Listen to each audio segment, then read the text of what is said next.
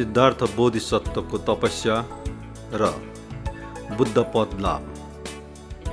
नमो बुद्धाय, नमो धर्माय, नमो संघाय, नमो रत्नत्रयाय। चूडा कर्म गरिसकेपछि बोधिसत्वले अनुपिया नाम गरेको त्यही प्रदेशको आम्रवनमा 7 दिनसम्म चूडा कर्म गरेको सुख अनुभव गर्न लाग्नुभयो। त्यहाँबाट एकै दिनमा 30 योजन मार्ग हिँडेर राजगृह नगर प्रवेश गर्नुभयो।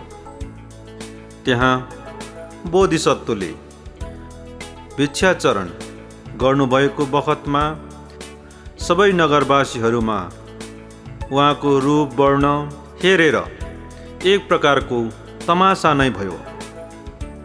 यस्तो खालको एकजना पुरुष भिक्षाचार गर्दै आउँदै हुनुहुन्छ भन्ने खबर राजा बिम्बिसारले सुनेपछि महलको कौसीमा गएर हेर्नुभयो र बोधिसत्वलाई देखेर आश्चर्य मानी राजपुरुषहरूलाई बोलाई आज्ञा भयो, हे मन्त्रीगण हो, तिमीहरू गएर हेर, यदि त्यो महापुरुष अमनुष्य रहेछ भने नगर बाहिर जानु बित्तिकै अन्तर्धान हुनेछ, यदि देवता रहेछ भने आकाशमा उडेर जानेछ, यदि नाग रहेछ भने पृथ्वीभित्र दबेर जानेछ, यदि मनुष्य रहेछ भने प्राप्त भएको भिक्षा भोजन गर्नुहुनेछ। जाऊ, त्यहाँ गएर त्यहाँ भएको सबै कुरा मलाई सुनाउन आऊ भनी पठाइदिए। राजाको आज्ञा अनुसार मन्त्रीगणहरू बोधिसत्वको पछि पछि लागे।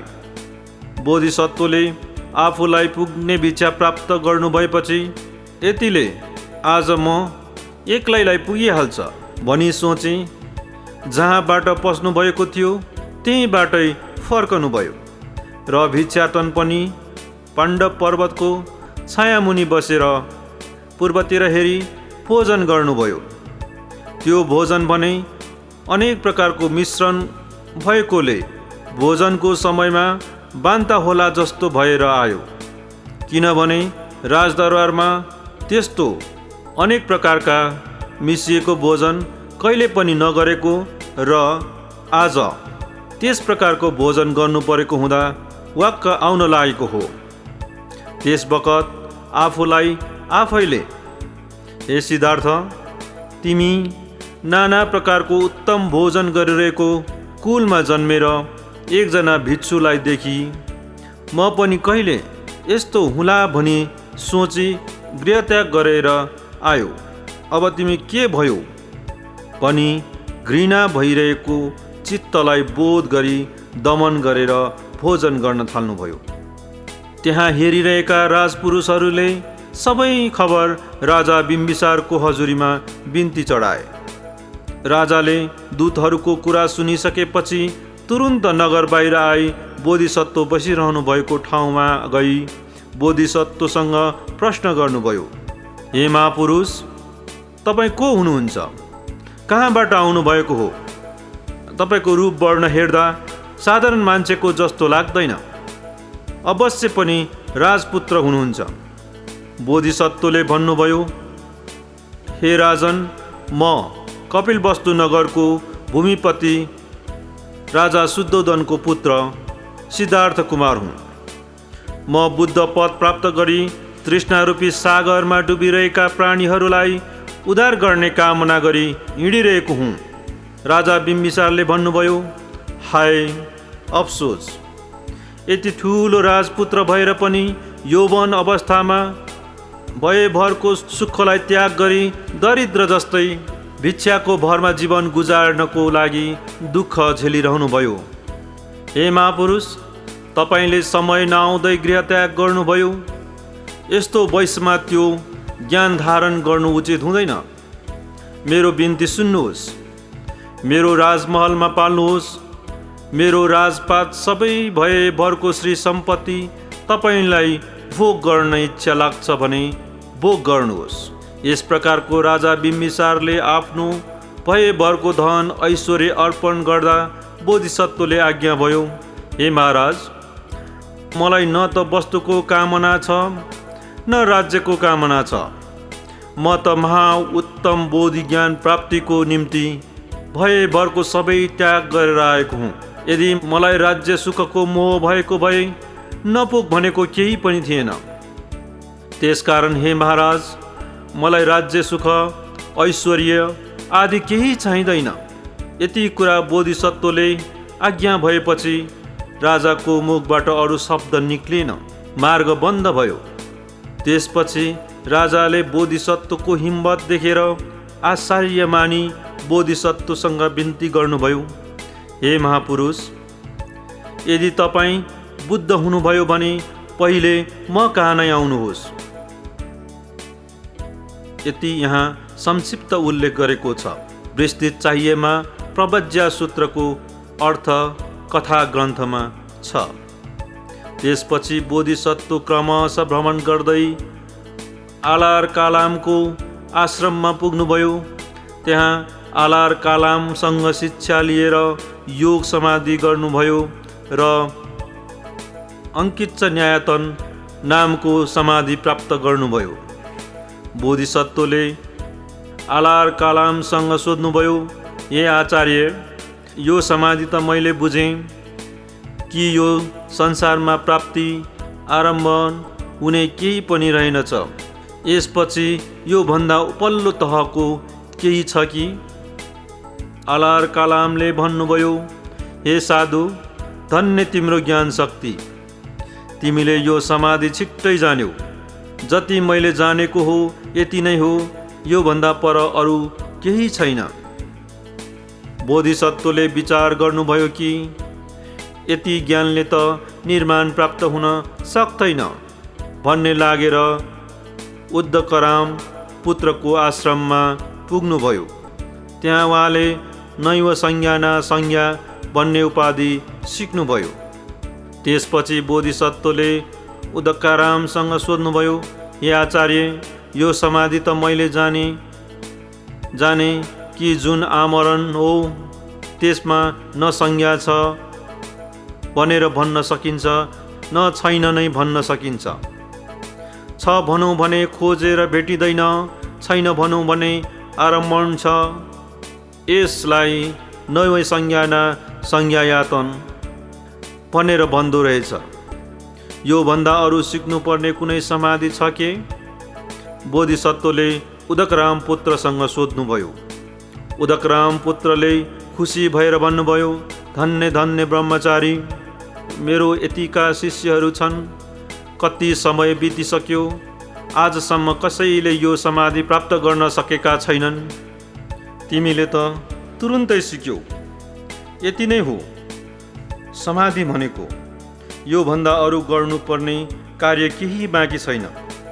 बोधिसत्वको मनमा यति ज्ञानले त बोधि ज्ञान प्राप्त हुँदैन भन्ने लागेर यो उदग्राम पनि संसारको चक्रमा नै रहेछ भने त्यहाँबाट उरुवेल पुग्नुभयो। त्यहाँ कौडन्य, बप्प, भद्रिया, महानाम र अश्वजित 5 जना परिव्राजकहरू पनि ग्राम, सहर र राजधानीमा भिक्षाचरण गर्दै उरुवेलमै आइपुग्नुभयो।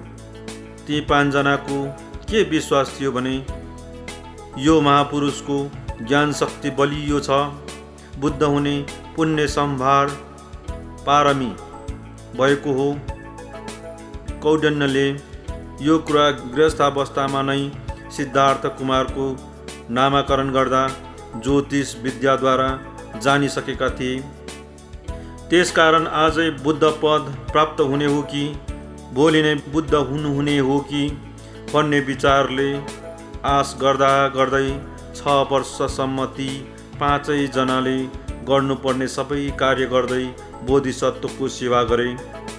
बोधिसत्वले अक्षत तिलको भरमा जीवनलाई रक्षा गरेर दुष्कर कठिन तप गर्नुभयो। क्रमशः उहाँले त्यो आहार पनि छोड्नुभयो।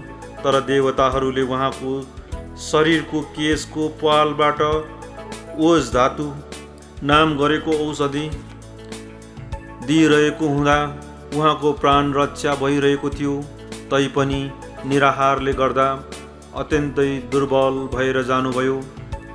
त्यसपछि बोधिसत्वको सुवर्ण रङको शरीर पनि मलिन हुँदै गयो। सबै महापुरुषहरूको लक्षण पनि मेटिँदै जान थाल्यो। त्यस बखतमा एकपल्ट श्वास बन्द गरेर प्राणायाम नामको समाधि गर्नुभयो।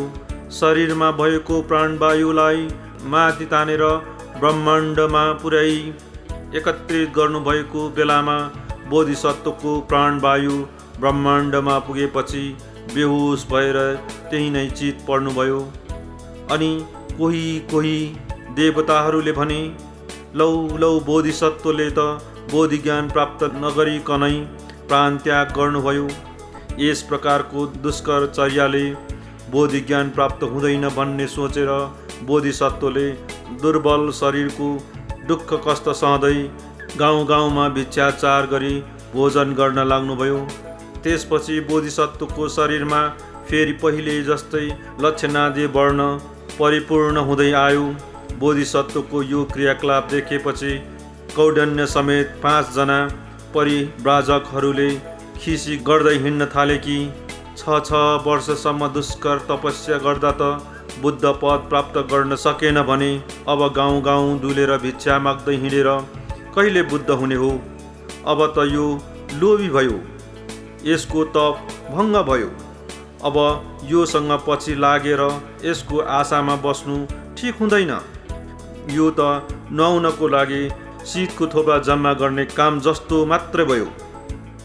योसँग बसेर अब आशा पूर्ण हुँदैन भन्ने सोची बोधिसत्वलाई छोडेर ती 5 जना परिव्राजकहरू आफ्नो पात्र वस्त्र लिई त्यहाँबाट 18 कोस टाढा गएर ऋषिपतन मृगता वनमा बस्न पुगे। त्यस बेला सेनानी भन्ने ठाउँमा सेनानी कुटुम्बको घरमा 1 जना सुजाता नाम गरेकी कन्या जन्मेकी रहेछे। ती बालिकाले यौवनावस्थामा पुगेपछि एउटा बरको वृक्षलाई भाकल गरेकी रहेछिन्। यदि मेरो विवाह मेरै उमेरको केटासँग भयो र उसँगको सहवासबाट प्रथम पुत्र जन्म भयो भने वर्षको एकपल्ट हजारौं धन सम्पत्ति खर्च गरेर भए पनि म यहाँ पूजा गर्न आउनेछु। यति भाकल गरेकी थिइन्। पछि सुजाताको त्यो इच्छा पूर्ण भयो।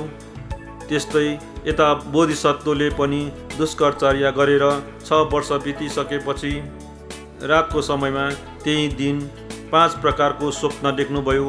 अब त म निश्चय पनि बुद्ध हुने भएँ भन्ने मनमा सोची रात बित्न बित्तिकै आफूले गर्नुपर्ने क्रियाकर्म सिद्ध्याई भिक्षामा जाने समय विचार गरी सुजाताले भाकल गरिरहेको रुखको फेदमा पुगी आफ्नो प्रभावद्वारा त्यो रुखको फेददेखि टुप्पोसम्म सम्पूर्ण रुख नै उज्जवल हुने गरी त्यहाँ रुख मुनि बसिरहनुभयो।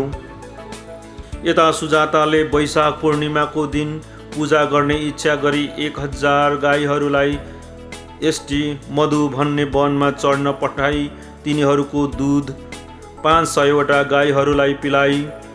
फेरि तिनीहरूबाट दुहिएको दुध 250 गाईहरूलाई पिलाई। यस प्रकारले क्रमैसित घटाउँदै 8 गाईहरूलाई दुध पिलाई। फेरि तिनीहरूबाट दुहिएको दुधबाट खिर पकाई। वैशाख पूर्णिमाको दिन बिहानै पूजा गर्ने मनसायले पूर्णा भन्ने दासीलाई बोलाई देवस्थानमा सुग्घर सफा गर्न पठाइन्। पूर्णा दासीले पनि आज्ञा अनुसार सफा सुग्घर गर्न गइन्। त्यहाँ पुग्दा बरको फेदमा पूर्वतिर हेरेर प्रभायुक्त बोधिसत्व बसिरहेको देखेर आज वृक्ष देवता आफ्नै हातले पूजा ग्रहण गर्न प्रकट हुनुभएछ पनि सोची तुरुन्त सुजातालाई खबर गर्न पुगिन्। हे आर्या, आज त वृक्ष देवता नै प्रकट हुनुभएको छ। दासीको यो खबर सुनेर सुजाता पनि अति हर्षित भई दासीलाई सोधिन्, हे पूर्णा, साँच्चै हो? यदि यो कुरा सत्य भयो भने आजदेखि तिमीले मेरो कडीबाट छुटकारा पाउने भयौ र तिमी यो घरको जेठी छोरी भई बस्नेछौ भने दासी पूर्णालाई घरकी छोरी जस्तै गरी वस्त्रादि आभरण पहिराइयो। सबै तयार गरिसकेपछि सुजाता सुवर्ण पात्रमा खिर राखी सुवर्णकै बिर्कोले छोपी राम्रो सफा कपडामा पोको पारी आफूले पनि राम्रो सुन्दर अलङ्कार पहिरी खिर सहितको पात्रली पूजा गर्न भनी गइन्। टाढैबाट सुजाताले पूर्व दिशाबाट सूर्य उदाइरहेको जस्तै चम्किलो सुवर्ण वर्णको बोधिसत्वलाई देखेर धन्य धन्य मेरो भाग्य, पूर्णाले भनेको सत्य नै रहेछ, आज वृक्ष देवता स्वयं प्रकट हुनुभयो भनी खुसी भई त्यहीँबाट आदरपूर्वक पात्रको पोका हातमा लिई शिर निहुराई लगाइरहेको वस्त्रले धुलो नउड्ने गरी लुगा सम्हाली नरम चालले गई पात्रको पोका फुकाई सुवर्णको झारीले सुगन्धित पुष्पको जल पानी ल्याई बोधिसत्वको अगाडि उभिन्। बोधिसत्वले पात्र नदेखेकोले दायाँ हातले पानी लिनुभयो। सुजाताले खिर भएको सुवर्ण पात्र बोधिसत्वलाई अर्पण गरिन्। त्यसपछि बोधिसत्वले सुजाताको अनुहार हेर्नुभयो। सुजाताले भनिन्, हे आर्य, मैले तपाईँलाई यो पात्र समेत प्रदान गरेकी हुँ। यो पात्रमा रहेको भोजन गर्नुभई आफ्नो गन्तव्य स्थानमा पाल्नुहोस्। यति भनी पात्र दान गरी पञ्चाङ्ग प्रणाम गर्दै फेरि भनिन्, जसरी मेरो मनोकामना पुरा भयो त्यसरी नै हजुरको पनि मनोकामना पुरा होस् भनी लाखौँ मूल्य बराबरको सुवर्ण पात्रलाई पुरानो पित्तलको पत्रु जस्तै ठानी त्यहीँ त्याग गरेर गइन्। त्यसपछि खिर सहितको पात्रदान ग्रहण गरेर बोधिसत्व निरञ्जन नदीको तीरमा जानुभयो। त्यहाँ घाटमा पात्र राखी स्नान गरिसकेपछि पूर्वतिर हेरेर बस्नुभयो र त्यही खिरलाई 49 सम्मको गाँस गरेर भोजन सेवन गर्नुभयो। भोजन गरिसकेपछि त्यो सुवर्ण पात्र मात्र त्यही नदीमा फाल्नुभयो। त्यसपछि बोधिसत्व दिनभरि फुलले अति शोभायमान रहेको साल वन विहार गर्न लाग्नुभयो। साँझ परेपछि त्यही बोधि वृक्षको फेदमा बस्न भनी गइरहेको बखतमा घाँस बोकी आइरहेको एकजना क्षत्रिय भन्नेले बोधिसत्वलाई 8 मुठा घाँस दान गर्यो। बोधिसत्वले त्यो घाँस लिएर गई मण्डपमा प्रदक्षिणा गरी पूर्वपट्टि बसी पश्चिम दिशातिर हेरी विचार गर्नुभयो कि यो स्थान सबै बुद्धहरूले सेवन गर्नुभएको स्थान हो, यही स्थान दुःख नाश हुने स्थान हो भनी थाहा पाएर घाँसको मुठा फुकाई टुप्पातिर समाती छर्नुभयो। त्यो छरिएको घाँसले यस्तो आकार लियो कि एक निपुण चित्रकारमा पनि त्यस किसिमको आकार कोर्ने शक्ति हुँदैन। बोधिसत्वले त्यो बोधि वृक्षलाई पछाडि पारेर छरिएको घाँसको आसनमा बसी शरीर सिधा पारी ध्यान मुद्रामा ध्यान दृष्टिले स्मृतिलाई जगाई दृढ चित्तले वज्र आसनमा रही यही नै यो मेरो हाड छाला नसा मात्र बाँकी हुने गरी सुकेर गए तापनि सम्यक सम्बोधि ज्ञान प्राप्त नहुन्जेलसम्म म यहाँबाट उड्दै उड्दिन पनि अधिष्ठान गरी ध्यानमा बस्नुभयो। त्यसबेला मारले विचार गर्यो कि सिद्धार्थ कुमार मेरो बन्धनबाट बाहिर जान खोजिरहेछ, यसलाई कहाँ बाहिर जानु दिनुहुन्छ र भनी मनमा विचार गरेर आफै सेना भएको ठाउँमा गई बोधिसत्वको बारेमा सबै कुरा सुनाएपछि मारद्वारा घोषणा गर्न लगाएर सेनासहित मार बोधिसत्व भएको ठाउँमा जाने भनी निस्किएर आयो। मारहरू बोधि मण्डप पुग्न लाग्दा मारको सेनाहरूको खुट्टा क्रमशः लडबडाउन थाले। जब बोधिसत्वको नजिक पनि पुगे मारका सेनाहरू एकजना पनि स्थिर भएर बस्न सकेनन्। सेनासहित मारहरू भागे।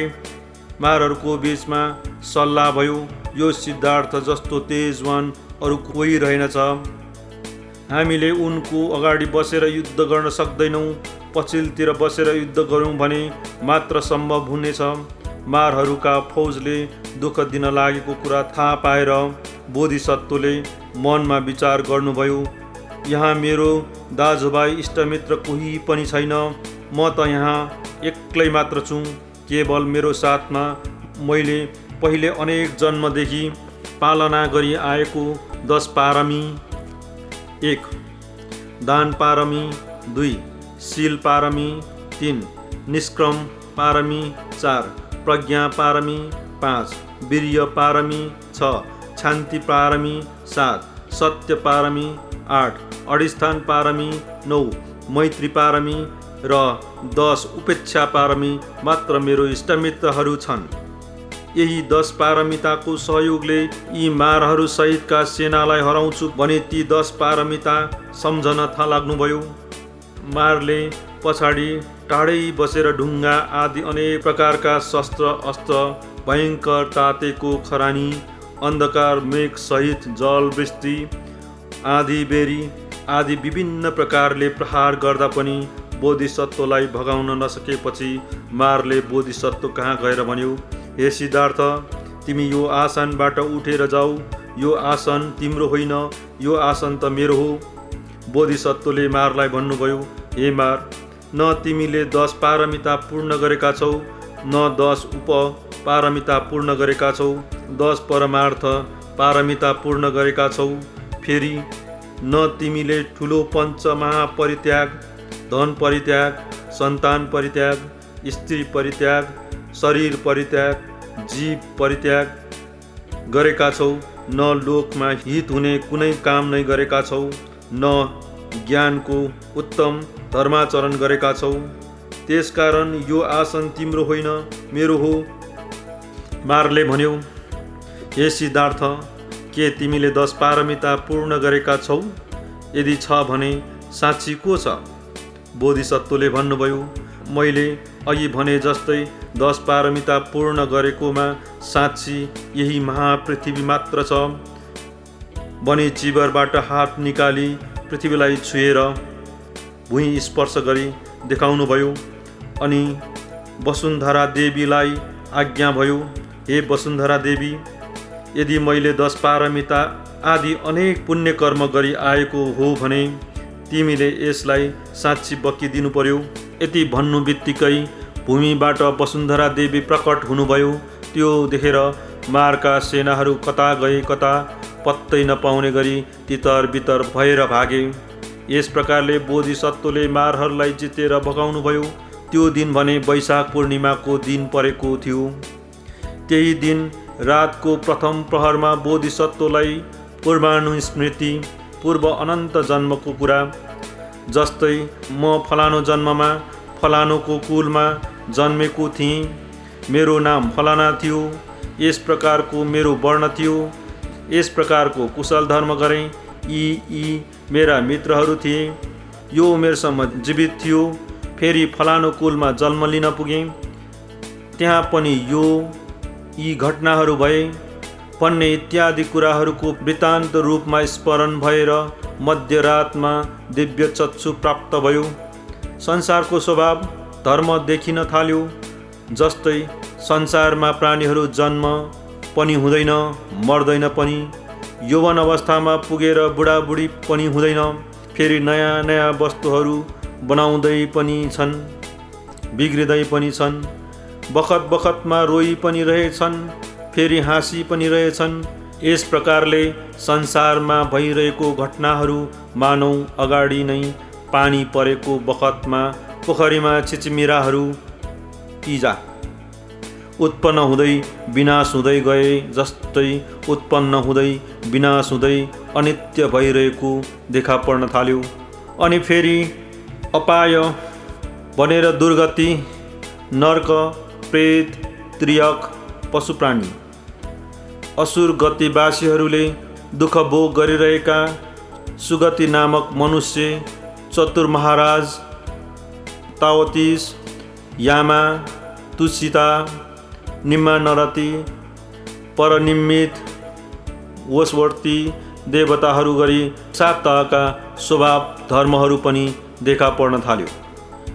यसको अलावा साकार ब्रह्म भुवन भन्ने, 1 ब्रह्म पारिषज्ज, 2 ब्रह्म पुरोहित, 3 महाब्रह्मा, 4 परिताभा, 5 अपमानाभा, 6 अपमानाशुभा, 7 आभस्सरा, 8 परितशुभा 9, शुभकिम्भा 10, वेहाफल 11, असंज्ञात 12, अबिहा 13, अतप्पा 14, सुदस्सा 15, सुदस्सी 16, अकनिथा। यी 16 प्रकारका र निराकार ब्रह्मभुवन जस्तै आकाशानाच्चयतन, उन्यानच्चयतन, अकिच्चान्यायतन, नेवसंज्ञा नासंज्ञायतन समेत 4 प्रकारका ब्रह्मलोक, सुगति 7, उपाय गति 4, जम्मा 31 किसिमको भुवनमा रहेको दुःख, सुख, शील, स्वभाव, हेतु, फल, आयु आदि सबै देखिन थाले। अन्तिम याममा प्रत्यत्य समुत्पाद, परम मोक्ष ज्ञान भन्ने अविद्या, कुशलाकुशल थाहा पाउने। यो कारणले संस्कार, पाप पुण्य उत्पन्न भयो। संस्कारको कारणले विज्ञान, गर्भमा रहने उत्पन्न भयो। विज्ञानको कारणले नाम रूप, मन शरीर उत्पन्न भयो। नाम रूपको कारणले 6 इन्द्रिय, चक्षु, श्रोत, घ्राण, जिब्रो, काय, मन उत्पन्न भयो। 6 इन्द्रियको कारणले स्पर्श, देखिने, सुन्ने, सुँघ्ने, स्वाद पाउने, तातो चिसो र सारो नरम थाहा पाउने उत्पन्न भयो। स्पर्शको कारणले वेदना, सुख दुःख, उपेक्षा अनुभव हुने उत्पन्न भयो। वेदनाको कारणले तृष्णा उत्पन्न भयो। तृष्णाको कारणले उपादान, मनमा झलझल सम्झिरहने उत्पन्न भयो। उपादानको कारणले भव, संसार चक्र उत्पन्न भयो।